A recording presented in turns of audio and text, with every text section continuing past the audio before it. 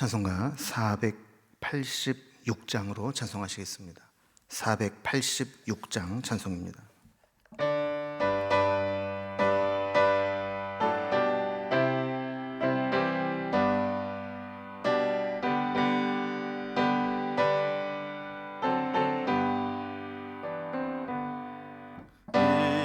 세상에 근심된 일이 많고 참 평안을 몰랐구나. 내 주 예수 나로라 부르시니 곧 평안히 쉬리로다. 주 예수의 구원의 은혜로다. 참 기쁘고 즐겁구나. 그 은혜를 영원히 누리겠네. 곧 평안히 쉬리로다. 이 세상에 곤고한 일이 많고 참 쉬는 날 없었구나. 내 주 예수 날 사랑하시오니 곧 평안히 쉬리로다. 주 예수의 구원의 은혜로다. 참 기쁘고 즐겁구나. 그 은혜를 영원히 누리겠네. 곧 평안히 쉬리로다.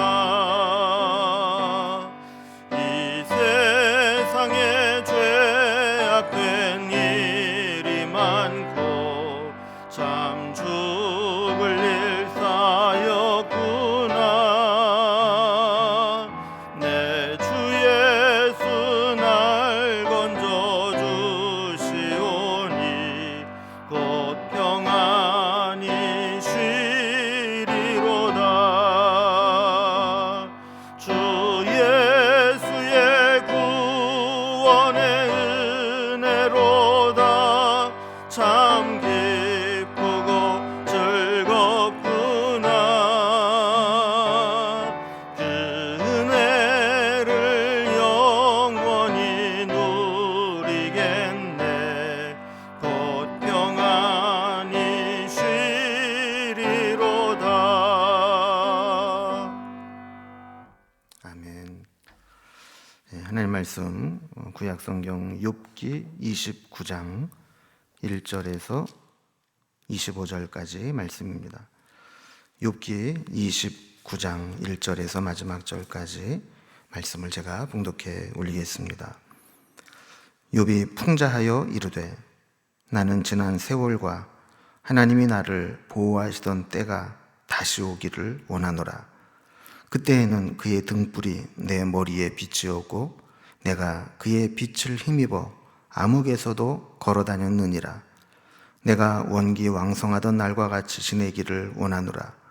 그때에는 하나님이 내 장막에 기름을 발라 주셨도다. 그때에는 전능자가 아직도 나와 함께 계셨으며 나의 젊은이들이 나를 둘러 있었으며 저주로 내 발자취를 씻으며 바위가 나를 위하여 기름 시내를 쏟아냈으며 그때에는 내가 나가서 성문에 이르기도 하며 내 자리를 거리에 마련하기도 하였느니라. 나를 보고 젊은이들은 숨으며 노인들은 일어나서 서며 유지들은 말을 삼가고 손으로 입을 가리며 지도자들은 말소리를 낮추었으니 그들의 혀가 입천장에 붙었느니라. 귀가 들은즉 나를 축복하고 눈이 본즉 나를 증언하였나니 이는 부르짖는 빈민도 도와줄 자 없는 고아를 내가 건졌음이라. 망하게 된 자도 나를 위하여 복을 빌었으며 과부의 마음이 나로 말미암아 기뻐 노래하였느니라. 내가 의를 옷으로 삼아 입었으며 나의 정의는 겉옷과 모자 같았느니라. 나는 맹인의 눈도 되고 다리 저는 사람의 발도 되고 빈궁한 자의 아버지도 되며 내가 모르는 사람의 송사를 돌보아 주었으며 불의한 자의 턱뼈를 부수고 노획한 물건을 그 이새에서 빼내었느니라. 내가 스스로 말하기를 나는 내 보금자리에서 숨을 거두며 나의 날은 모래알같이 많으리라 하였느니라. 내 뿌리는 물로 뻗어나가고 이슬이 내 가지에서 밤을 지내고 갈 것이며 내 영광은 내게 새로워지고 내 손에서 내 화살이 끊이지 않았노라. 무리는 내 말을 듣고 희망을 걸었으며 내가 가르칠 때에 잠잠하였노라. 내가 말한 후에는 그들이 말을 거듭하지 못하였나니 나의 말이 그들에게 스며들었음이라. 그들은 비를 기다리듯이 나를 기다렸으며 봄비를 맞이하는 입을 벌렸느니라. 그들이 의지 없을 때에 내가 미소하면 그들이 나의 얼굴빛을 무색하게 아니하였느니라. 내가 그들의 길을 택하여 주고 으뜸되는 자리에 앉았나니 왕이 군대 중에 있는 것과도 같았고 애곡하는 자를 위로하는 사람과도 같았느니라. 아멘. 우리는 지금 욥기 27장에서 31장까지 욥의 친구들에게 하는 긴 이야기를 살펴보고 있습니다. 그 중에 오늘 우리가 살펴보게 하는 욥기 29장에서는 아주 지난 날에 좋았을 때를 추억하면서 다시 그때와 같이 돌아가면 좋겠다 하는 소망을 이야기합니다. 우리가 흔히 인생에 아주 좋은 때를 봄날이 왔다 이렇게 이야기를 하잖아요. 그래서 이제 욥은 한때 이렇게 봄날과 같이 좋았던 때가 있었는데 그때로 돌아가기를 원한다라는 거예요. 물론 현실은 인생에 봄날만 있는 것은 아니죠. 지금 욥이 처한 현상을 보면 큰 고통 가운데 인생의 아주 암흑기와 긴 겨울을 보내는 것과도 같은 것이죠. 욥은 고난과 연단이 오기 전에 그 행복하고 아주 축복되었던 시절을 회고하면서 그때 자신의 모습을 돌아보면서 이 힘든 시간들을 이겨내고 싶었던 겁니다. 그래서 욥이 풍자하여 이르되 이렇게 시작을 하면서 2절부터 보면 그때가 어떠했는가를 이야기하는데 그래서 앞부분에 보면 그때에는 하면서 좋았을 때 그때를 회고하는 것을 보게 됩니다. 먼저 2절을 봅니다. 나는 지난 세월과 하나님이 나를 보호하시던 때가 다시 오기를 원하노라 그랬습니다. 그러니까 고난 이전의 때 하나님의 그 은혜와 축복을 받았을 때 그때를 다시 회복하고 싶다라는 겁니다. 우리가 평안하고 또 행복한 시간들을 보내고 있다면 그게 다 하나님의 은혜 아니겠습니까? 그 은혜의 때를 다시 회복하고 싶다라는 거예요. 그래서 그때 하나님의 빛이 나와 늘 함께했다라고 회고를 하는데요. 3절을 보면 그때에는 그의 등불이 내 머리에 비치었고 내가 그의 빛을 힘입어 암흑에서도 걸어 다녔느니라. 자, 그러니까 하나님의 은혜의 빛이 자신의 인생길에 쫙 비춰지게 되면서 그는 어떠한 어두움, 어떠한 암흑과 같은 힘든 시간에서도 하나님의 빛이 비춰주기 때문에 그 어려움을 극복하고 있었다라는 겁니다. 무엇보다도 하나님과 교제하는, 하나님과 동행하는 은혜가 가장 큰 축복이었다라고 고백합니다. 4절과 5절을 보면은요, 내가 원기왕성하던 날과 같이 지내기를 원하노라. 그때에는 하나님이 내 장막에 기름을 발라 주셨도다. 그때에는 전능자가 아직도 나와 함께 계셨으며 그랬습니다. 자, 여기까지만 먼저 보면은요, 하나님이 내 장막에 기름을 발라 주셨다 그랬는데 예전 번역에 이게 뭐라고 되어 있냐면 하나님의 우정이 내 장막 위에 있었으며 그랬어요. 이게 예전 번역이 훨씬 더 이렇게 좀 익숙하고 좋은 것 같아요. 그러니까 하나님과 교제할 때 하나님의 우정이 내 장막 위에 있었다라는 거예요. 마찬가지로 이렇게 하나님이 늘 나와 함께 해주셨다라는 것이죠. 자, 그렇게 될 때 그는 부족한 것이 없었다는 겁니다. 그래서 5절 중간 이후를 보면 젊은이들이 나를 둘러 있었으며 저지로 내 발자취를 씻으며 바위가 나를 위하여 기름 시내를 쏟아냈으며 그랬습니다. 그러니까 젊은이들이 나를 좋아해서 내 옆에 있기를 막 원했고 존경받는 어른이었다는 겁니다. 그리고 하나님이 얼마나 축복을 해주셨는지 우유와 기름이 흘러 넘칠 정도로 풍성했다라는 거예요. 자, 뿐만 아니라 욥은 어딜 가든지 존경받는 사람이었습니다. 여러분, 사람이 존경받는다는 거, 모든 사람들로부터 사랑을 받는다는 거, 이것보다 더 큰 기쁨이 어디 있겠어요? 그래서 7절부터 10절까지 쭉 그런 이야기를 합니다. 7절을 보면은요, 그때는 내가 나가서 성문에 이르기도 하며 내 자리를 거기에 마련하기도 하였느니라. 자, 성문에서, 거리에서 어떤 일들이 일어나는가? 8절입니다. 나를 보고 젊은이들은 숨으며 노인들은 일어나서 서며 그랬어요. 그 젊은이들은 욥을 얼마나 존경했든지 그 함께 있기를 두려워할 정도로.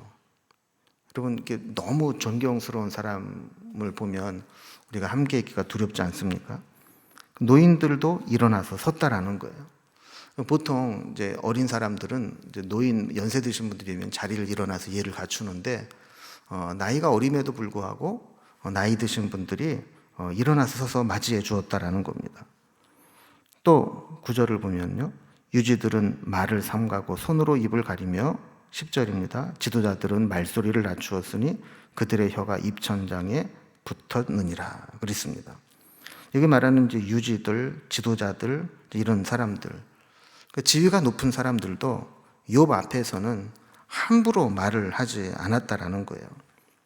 여러분, 우리도 요즘에 왜 이 시대가 이렇게 말이 험하고 또 함부로 말을 하느냐 하면 어려워하는 사람이 없기 때문에 그래요. 만약에 옛날처럼 어른 대접을 하고 어른을 존경하고 어른을 어렵게 생각하면 사실 함부로 얘기를 못 하잖아요. 교회도 마찬가지입니다. 교회 안에서도 하나님이 계신 곳이고 하나님의 임재가 있는 곳인데 하나님을 두려워하지 않으면 함부로 말을 하게 되는 거예요. 근데 욥은 높은 사람들조차도 욥 앞에서는 쓸데없는 말을 하지 않고 조심해서 목소리를 낮추고 그렇게 살았다라는 겁니다. 그래서 11절을 보면 귀가 들은 즉 나를 축복하고 눈이 본 즉 나를 증언하였나니. 그러니까 모든 사람들이 욥을 축복하고 또 존경하는 모습을 보게 되었다라는 겁니다.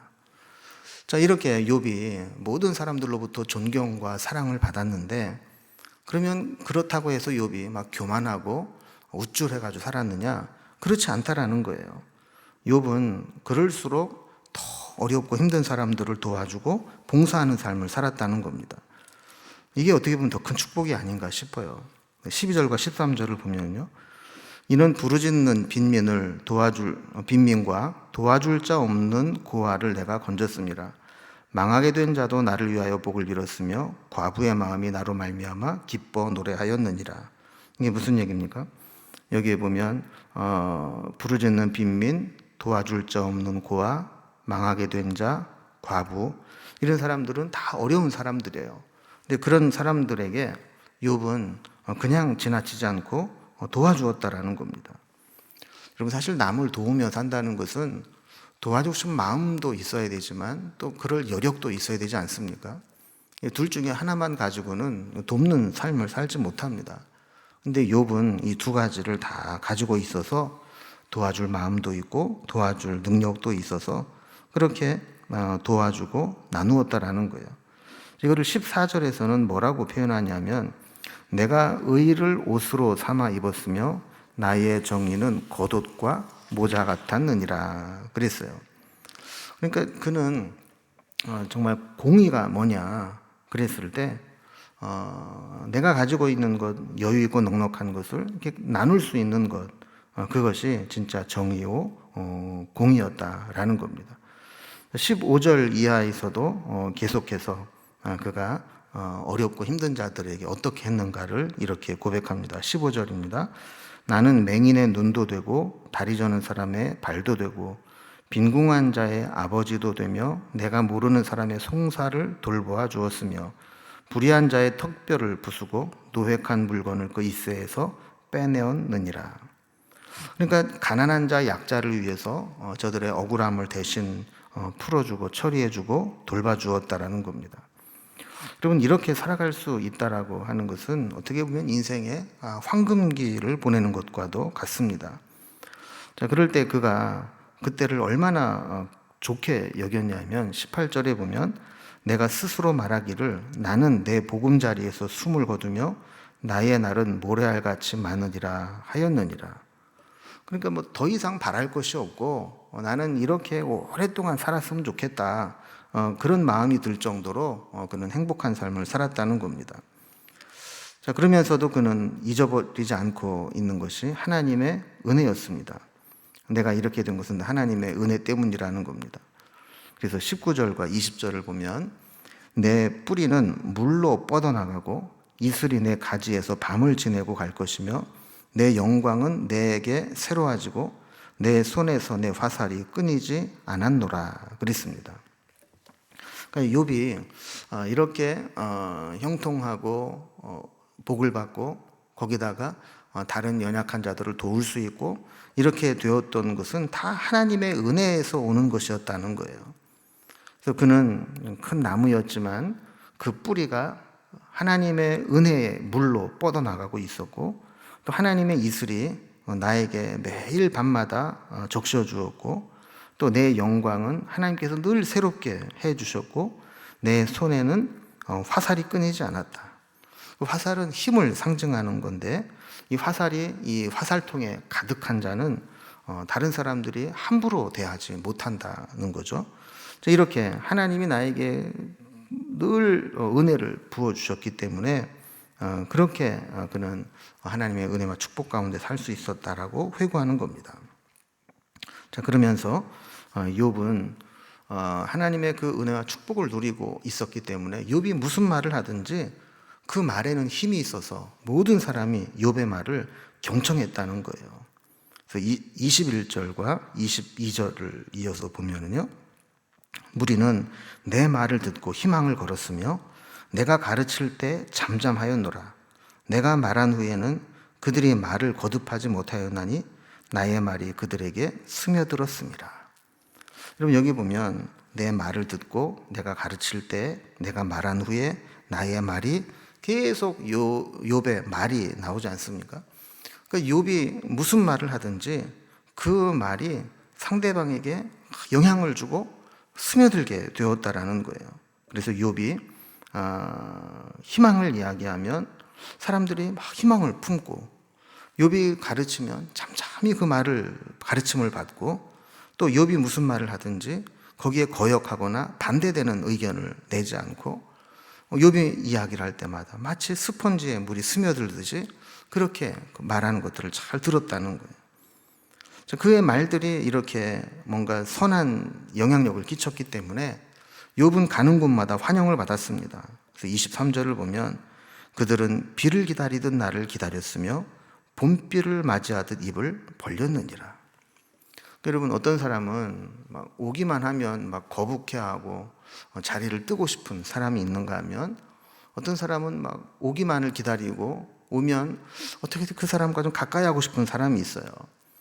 모래도 옆에 있으면 배울 게 있고 또 도움을 받을 수 있고 또 선한 영향력을 받을 수 있게 되면 그 사람과 가까이 하고 싶은 거죠.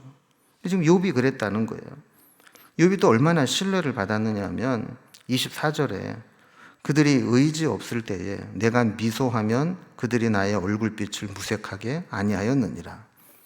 그러니까 욥이 힘든 사람들을 보면서 이렇게 따뜻한 미소만 보여줘도 사람들은 그 욥을 보면서 막 힘을 얻고 또 욥이 나를 응원하고 있구나, 이것만 가지고도 어려움을 극복하고 있었다라는 거예요.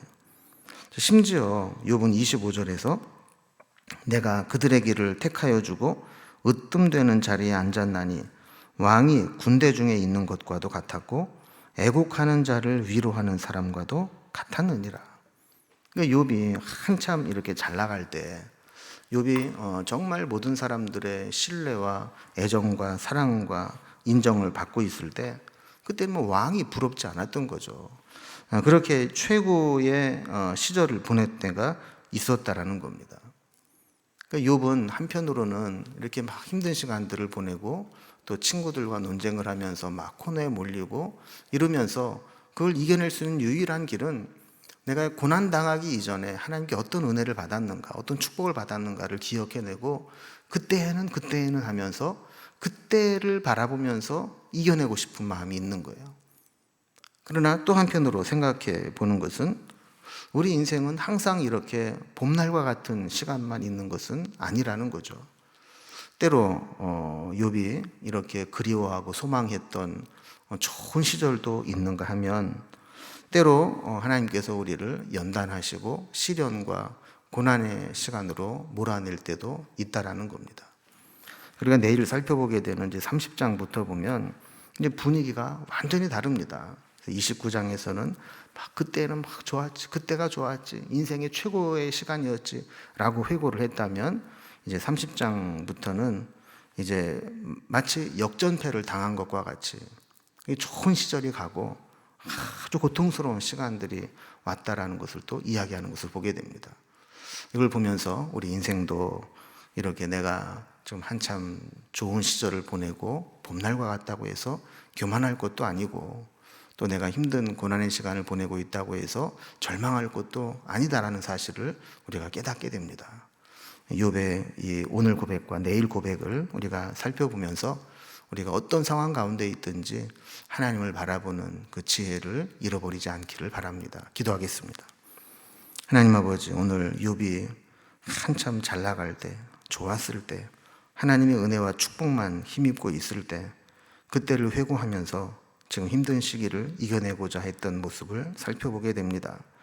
하나님, 우리도 때로 하나님이 우리에게 은혜의 시간을 주실 때 자만하지 않게 하시고 또 내 인생에 항상 봄날만 있는 것은 아니고 하나님께서 때로 우리에게 햇볕만 주시는 것이 아니라 또 큰 비구름도 허락하신다는 사실을 깨달을 수 있는 지혜를 허락하여 주시옵소서.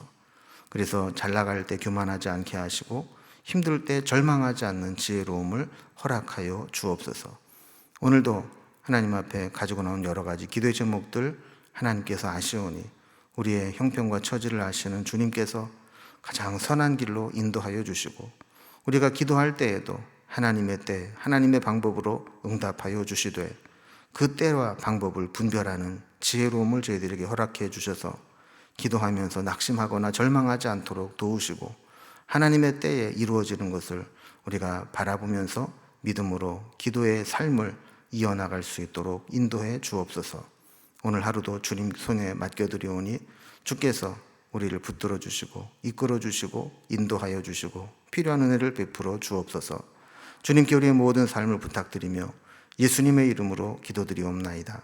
아멘. 오늘도 각자 가지고 오신 기도의 제목들로 자유롭게 기도하시겠습니다.